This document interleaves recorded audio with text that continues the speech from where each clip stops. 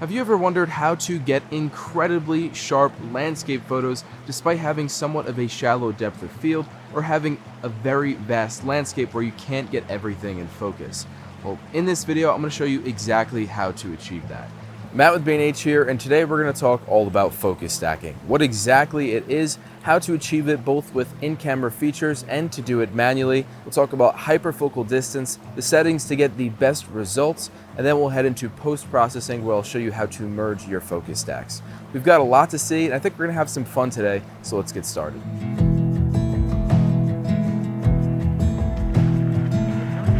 So what exactly is focus stacking? Focus stacking is a way to merge a bunch of exposures that are focused on a different focal plane within your scene. This comes in handy when you have a scene that demands an incredibly deep depth of field.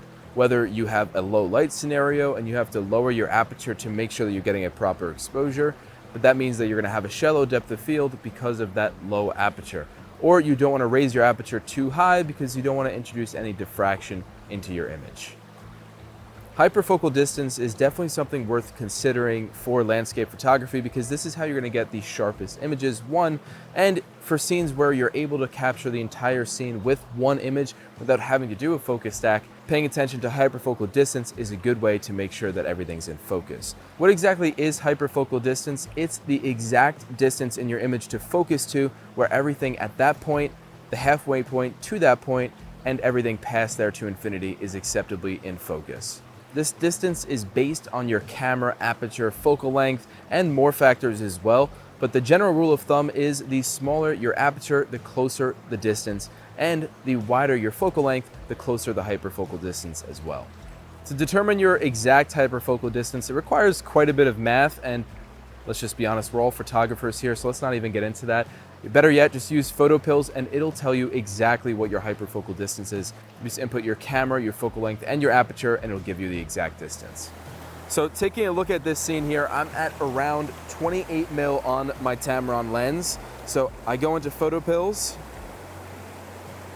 Sony a7R5 for my camera, we go to around 28 mil. And then we'll come to f8 because that's what my aperture is set to make sure we're shooting at the sharpest point of the lens. And you can see that 3.3 meters is around where our hyperfocal distance is. So that means half that distance all the way to infinity is acceptably sharp in focus. However, we want to make sure that we're getting the entire scene in Tack-Sharp focus. So let's do a focus stack. So right now I'm on Tamron 17 to 50 mil, which is perfect for this scene because I can get the entire scene in focus and then also probably push in for some detail shots as well. I'm going to throw an ND filter just to try out a long exposure mixed with a CPL, and then I'll try a CPL with no neutral density because I want to see how both look. Do I want a faster exposure? Do I want a slower exposure? Sometimes those slower exposures in a scene like this can be a little bit more difficult because of all the leaves on the ground. It could actually cause a lot of motion blur in the water when you have leaves moving, and it looks a little strange. So we might try and find a happy medium there. And can we just take a look at this scene? This is so incredibly beautiful with the moss, the greenery on the right, and the orange leaves right now. One of the many reasons that I love the fall so much. Not to mention the fact that we have this low-lying fog in the background as well. So I'll take a few comparison images to show with ND, without ND, with a CPL, and without a CPL, just so you can get a range of what that would look like. Now let's put the CPL filter on to see how this will change our scene. The idea behind this CPL is to remove any unwanted reflections and really bring out the vividness of some of the colors in our scene. And then you can also use the focus magnifier to see how your CPL affects the scene.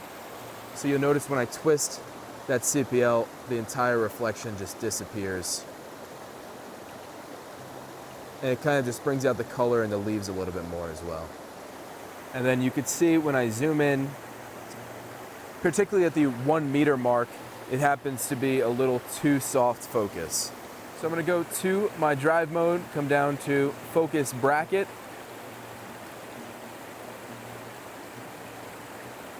And then we'll give that a go. Hit the shutter button and we'll see how many images it decides. Only 2 images it took to actually get this entire scene in focus. It's crucial to use a tripod for focus bracketing and any kind of focus stacking as well, because You don't want your lens or your camera moving all because it can cause problems in the aligning process later in the post-processing section. Also, it's important to use a lens with minimal focus breathing, which is why I love the Tamron 17-50, because focus breathing can cause unwanted shifts in the focal length as you shift and change focal planes, which is pretty much required for focus stacking. Now, to do this without an automatic camera function that will focus bracket for you, all we have to do is focus on different points of our scene. So we'll do a focus on the background, a focus on the middle ground, and on the foreground. Now, it depends how many parts of your scene are out of focus, so make sure that you're taking enough images that you'll cover the entire field. So for this scene, I could focus first on the foreground, and then I'm going to use a 2-second delay to avoid any unwanted camera shake on the tripod. And now I'm going to move the focus back.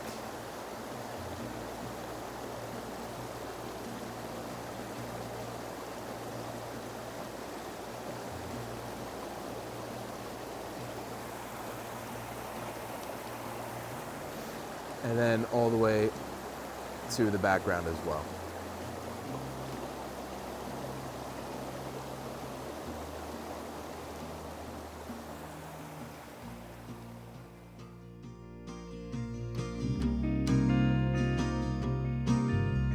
So we just switched compositions here, and I really like this scene because of this rock in the foreground with the moss on it.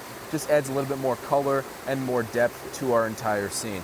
The problem is it's so close to the camera that this is far closer than half of that hyperfocal distance, so we'll have to focus stack. If I shoot it around f8, I don't need to use an ND filter, and I can get a beautiful long exposure, and it'll take less photos to go through the entire focus stack. Switching it to f4, it took around 20 plus images to get the entire scene in Tack-Sharp focus. So let's go ahead and focus on the foreground here, and then the camera will automatically shift the focus till we get the entire scene perfectly captured.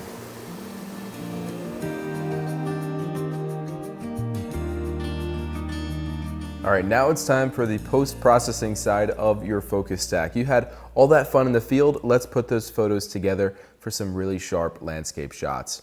So I'm gonna be using both Adobe Lightroom and Adobe Photoshop. Let's jump into Lightroom to start. So I've imported my photos already, and I've already chose 2 different scenes that I plan to use and show you guys. And I think they're both good demonstrations of the focus stacks that we did today. So to start off, I'm gonna pick this vertical scene that this was shot at f8, and I had a foreground subject that was really, really close to the lens, meaning that it required a ton of photos to get the entire scene in focus.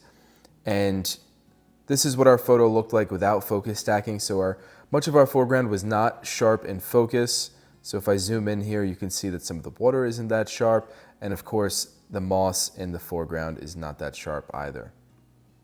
So the focus stack actually took 18 images of this scene. For the most part, a lot of these photos are going to look almost exactly alike, but when we take it into Photoshop, it's going to pick the absolute sharpest points of each image, so that's going to deliver the best result. Before I jump into Photoshop, I'm actually going to make some exposure adjustments so that I take advantage of this raw file before we jump in to our probably a TIFF or a PSD file. So what I'm going to do is bring my exposure up because I did underexpose this image a little bit.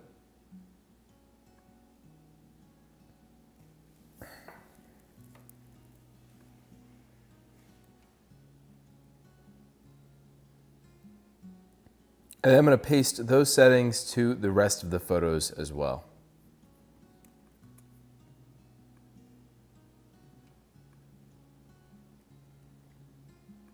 And then I'm going to right click, edit in, open as layers in Photoshop.